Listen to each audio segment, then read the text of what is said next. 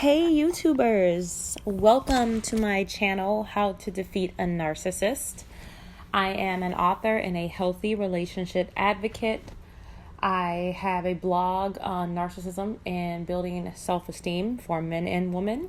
The link to my blog is on the description below. The link to my book, How to Defeat a Narcissist, is also at the description below. So today we're going to be talking about the 11 dangerous signs that you're dealing with a female narcissist. We're going to lay this out basically in terms of dealing with them in an intimate relationship. However, some of these tendencies you can see in female-to-female relationships as well. So ladies, if you sense that your one of your female friends is a narcissist, you might want to pay attention and learn how to keep a healthy distance from them. Men out there, I know that talking about abuse and narcissistic women, especially when it comes to verbal, emotional, and physical abuse from a woman to a man, is very difficult. It's left to deaf ears and blind eyes in our society, but I'm hoping that pushing this narrative and this article helps to make it more acceptable for your voices to be heard and to society to acknowledge and accept that there are truly vicious, severely psychotic, narcissistic females out there. We'll encounter them in our families, sometimes our mothers, our grandmothers, aunties, our friends, our coworkers, our neighbors. They are out there and they are lurking, and you need to know the signs. And thankfully, I have all 11 signs that you are in fact dealing with one. You might want to take notes because this here is something that you want to remember for the rest of your life going forward, and something that you might even want to teach your kids when they get of age, where they're forming relationships with others, long-term relationships with others. Okay, so let's get started. The number one sign, and this could be very subtle. It could be after you give a female your phone number, or after you make a new friend with another female ladies, how they interact via phone calls, texts, and on the first meeting that you guys have, okay? It's selfishness. Female narcissists, like all narcissists, male or female, are very selfish. But there's a particular brand of selfishness that comes with the female narcissist, because the female narcissist has a bigger ego than the male narcissist. And it therefore is a lot more fragile, and she's a lot more volatile than the male when she experiences narcissistic injury to her overly inflated ego. So the selfishness will start with her always texting you when she wants something.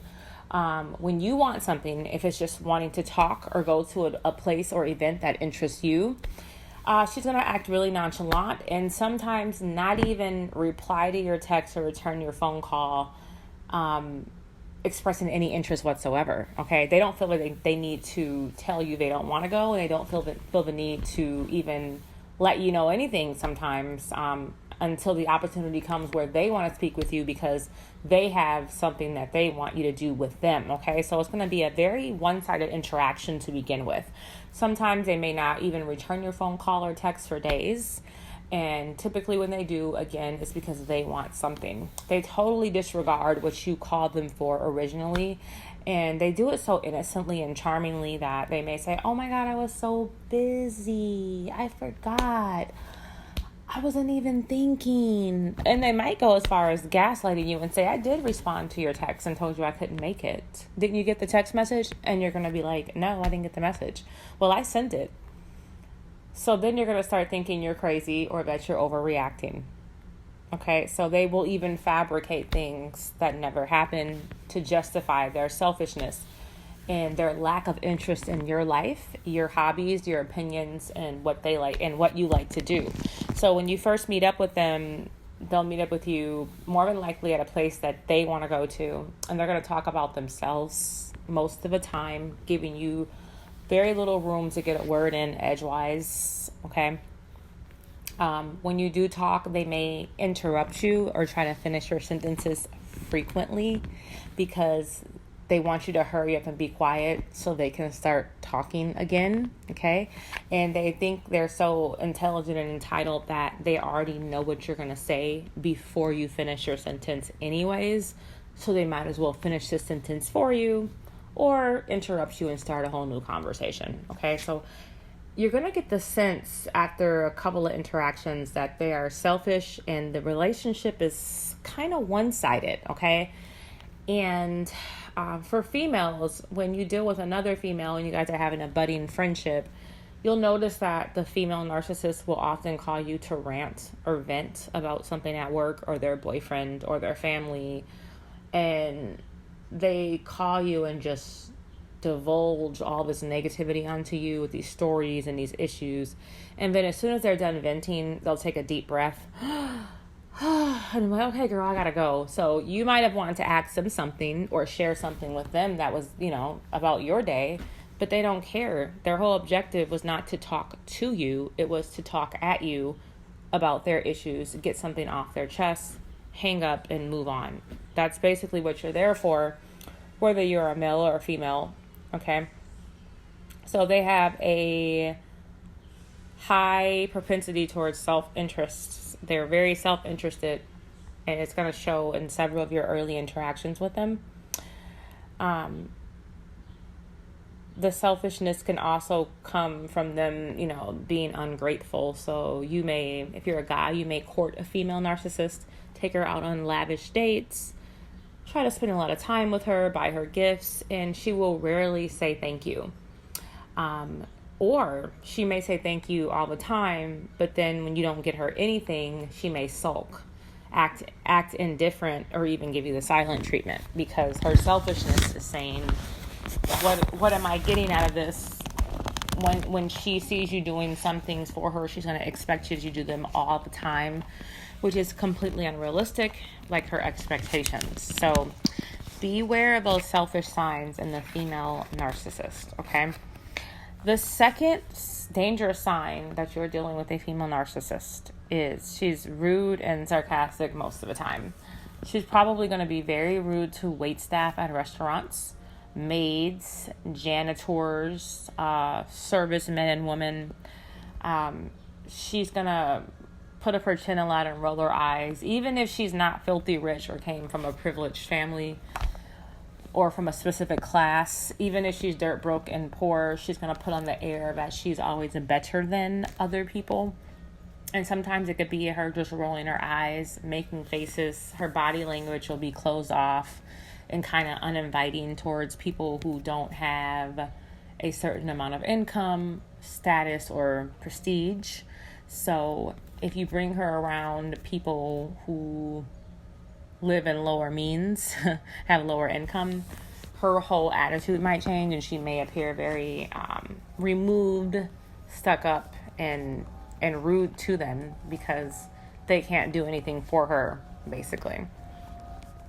The third sign is she's extreme, okay?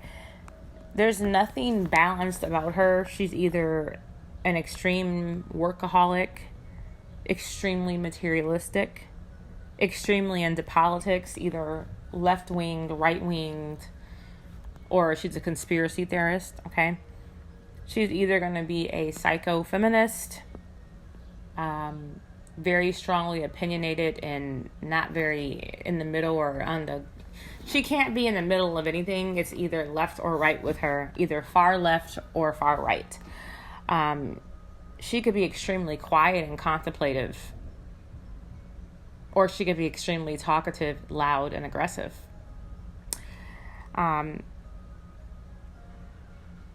She's also very willing to switch sides if she's... So if the female narcissist really has no identity, however, she likes to identify with something until something else better that may benefit her comes around. So, for example, if she wants to work for a nonprofit organization that is pro-life instead of pro-choice, but she was pro-choice before, she will go to the extreme to change her views to pro-choice from pro-life in an instant to get that job, okay? Whereas most people wouldn't even express their opinion regarding pro-life or pro-choice. They would just take the job, and it's for a paycheck, and people can decide to do what they want with their bodies, I guess. She's going to switch her stance depending on how much it benefits her. So there's no backbone or solid stance on anything. She can always change, and it's always an extreme that she jumps from one extreme to another quite frequently. I'm going to go ahead and end this part 1 of the 11 dangerous signs you're dealing with a female narcissist. I'm going to start video number 2. We're going to talk about signs 4, 5, 6, and 7. And then we may even have a part 3 to this series as well. Make sure you tune in. Visit the links below for my blog and my book on Amazon. Until next time.